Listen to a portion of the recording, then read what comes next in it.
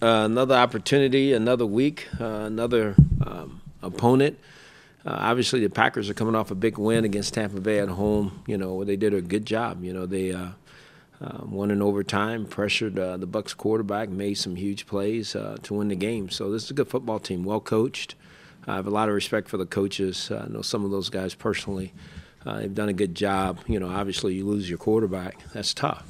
But they've managed to keep fighting, keep playing, and they've done a good job. We today, Sammy Coates was out at practice. Jabril Peppers is still kind of nursing his injuries. So is Danny Shelton. Hopefully we'll get those guys back before the end of the week, but we'll see where it is. But outside of that, we're a pretty healthy football team and looking forward to playing. What about Green body count? He's a little sore. Got some things going on, so we'll know more about him as the week goes on as well. So I'm glad you brought that up. Sorry for missing that one. Pretty hopeful, Peppers and Shelton? Yes, I'm hopeful for both, so we'll see where we are as we go through the week. Would you have Peppers do everything, or would you have perhaps Duke Johnson return punts even if Peppers can play? Well, I mean, if he can play, then we'll put him back there because that means he's healthy. But, Duke will be prepared to go back there as well.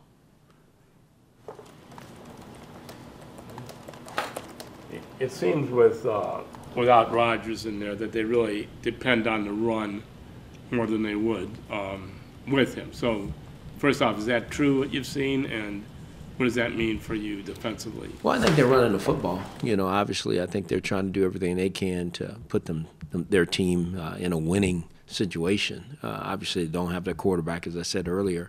I do see them running the football. It means that we got to do everything we can to stop the run and play our gaps better and do those things and see if we can get the young quarterback to have to throw the football. How much better do you think that Deshaun and Josh Gordon can be together after this whole full week, another week? Hopefully it's another step. Hopefully those guys take the next jump. Not just so much Josh, but our whole passing game. Just, because I think Josh's presence give everybody else an opportunity to get less pressure on them. So I think Josh got to continue to grow in our system. I think he is. He sees how we go about doing things. And then, again, it's up to Deshaun to get that rhythm and chemistry with him as we go throughout the rest of this week. On Monday, you said David Njoku would become a better blocker. Mm-hmm. How's he done that? I mean, what areas of the game is he better at? I think on the line, blocking defensive ends. I think, I think it's tough for these young guys that come in the league and we put them out there to play, and they're playing against these old men playing defensive end that are 290 pounds, some of them 300 pounds. So he's found out guys are bigger than him, as tall as he is, way more than he does, and some of them just as athletic as he is. So he's had to learn how to fight that. Sometimes he's giving away 40 pounds, sometimes 50 pounds, and he's had to learn different techniques on how to block those guys and sometimes just get a stalemate. It's not about knocking them off the ball. You can just get a stalemate. So that's been tough. Because that's not something that he's had to do. But in order to play up here in the National Football League and in our system, is something we require. So that's a skill that we're still developing with him. He's the youngest player on this really young team, and he's new at tight end. This is only like his third season of his life at tight end. So do you think about the upside that a guy like? Oh no, he's got an opportunity to be really good if he keeps working at it.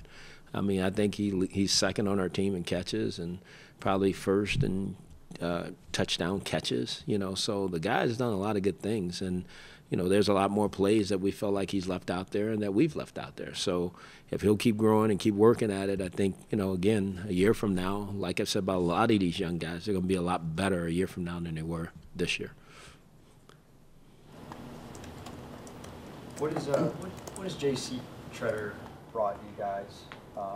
And do you think there's anything going on in his mind about facing his former team? You would have to ask him that. I'm sure. I mean, like anybody, when you face a former employer or some place where you've been, you want to do well. But I think what he's brought is he's been very consistent. The durability's been out there every play. I think he is a real calming presence for our offensive football team. Everything kind of starts for us up the middle from the center to the quarterback. you know, and those guys have to be on the same page. And I think he's done a really good job of managing the other 4 guys up front and making sure that we do stay on the same page. He's been there a while, but is Matthews still the guy that jumps out when you look at that Green Bay? I'm sorry? Is Clay Matthews still the guy that jumps out when you look at Oh, that Green Bay? no question. He's one of them. You know, he does jump out. He's a tremendous football player. I mean, he's good at what he does. He's very instinctual. He understands how to play the game. I think he's a real studier of football and understands what teams are trying to do. But there's those 2 inside tackles they have, 97 and 76, are as good as I've seen. Those guys can play. They're really good players, and they do a good job inside. Did you happen to watch the Monday night game? Did I watch it? Bits and pieces of it. It's getting a lot of publicity. Did that one seem any more violent or over the top than any other hard-hitting games?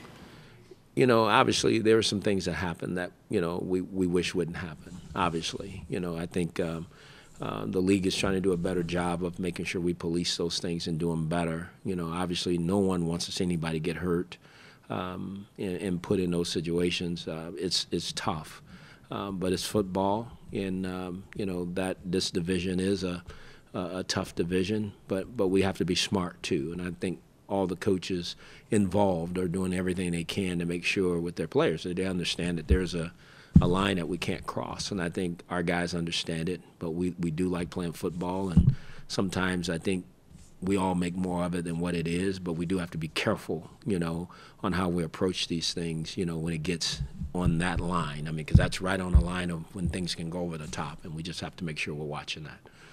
Guys have to be more aware of taking care of each other more? I mean, do they always have to go for the big shot?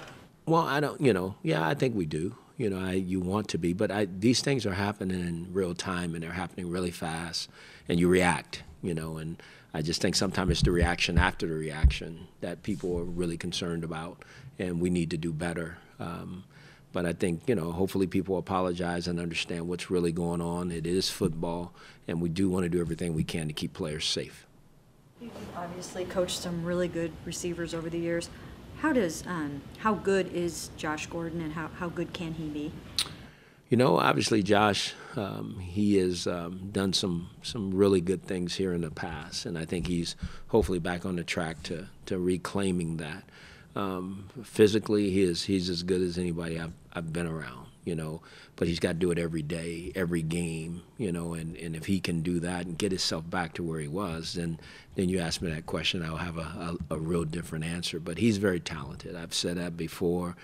He's been a pleasure to be around, to coach, to talk to every single day, and he's doing a good job. And now we got to just continue to have him get back to where he was, and I think he can. I think from a talent standpoint, get him in a little bit better shape, understanding playing as many plays as he played last week. That's tough for the first time, but I think the sky's the limits for him. Big part of that Chargers game, both before it and during the game. But Coleman, Higgins, and Lewis all played a lot. They didn't have a catch between them. Was that on them or the quarterback? Well, I think it's a little bit of everybody's part. You know, I think we have to, when they're open in certain situations versus certain coverages, we got to get them the ball. And they also have to make sure that they do get open. You know, obviously I think you've seen the tight ends had more catches in this game combined than probably any game we've had this year. So I don't think we were not trying to target them. I think the game plan started to all of a sudden we start putting balls in the seams a little bit more and a couple crossing routes to Seth DeVal that made a difference. So we do have a lot of guys that can catch the football. So we've spread it around. It hadn't been just a one-man gang. You know, I looked through our stats, and I'm sure you guys do too. We got running backs between Duke and Crow that have caught over 70 balls. I mean, that's pretty good. We're talking about a position, you know, and then the tight end position's caught a lot. And then if you add up all the receivers, they've caught some balls between them. I know we love to see more production from the other receivers because they play a lot. But at the same time, sometimes teams will take those things away, and the quarterback has to make sure that we're still progressing down the field. So he has to get the ball in other people's hands. Kaiser said today that he thinks you have to be above 65% completion percentage. That's what I'm asking for. Yes. I mean, it's. I think that's real. You know, I think that's what we shoot for. because we need to complete more balls. You know, we just do. That's imperative. You know, for us to score more points, you got to complete more balls. Guys got to have more opportunities with the ball in their hands, and if we do that, then I think good things happen. How have you seen him, DeShone Kizer, evolve as a leader over these 3 months? I think he's demanding. You know, I think he has a way about himself, and I think he's changed. You know, I think when you're young and you're a starting quarterback, you don't want to push too fast, and then you're on a team that has Joe Thomas, you know, who is the unquestioned leader of the football team, and Kirko, you know. So then all of a sudden Joe gets hurt, and there has to be a different voice. You know, it can't just be Coach Jackson, and he's an extension of me. So I think he started to exercise that. But let's be honest, in order to be a good leader, you got to play great every week. You know, that's the calling card of leadership. You know, you got to be able to play because you got to be able to back that up with what you're doing.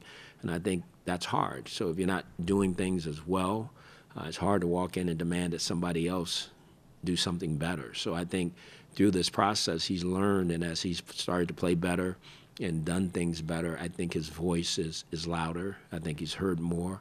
I think he has respect in the locker room. I think the guys believe in him. But I think with any of these situations, I think he gets that the key to it all will be, let's go get a win. You know, that's what's going to help him get over the hump as a true leader and face of this organization. You got to win. What's your percentage for a second here? There's a 13 percentile differential. Well, between no what you're kidding. asking. But over these last 4 weeks, how does he bump those numbers up? Complete the ball. I mean, again, it goes back to the same thing. Guys got to get open. Guys got to catch it when he throws it, and he's got to put the ball in the right spot.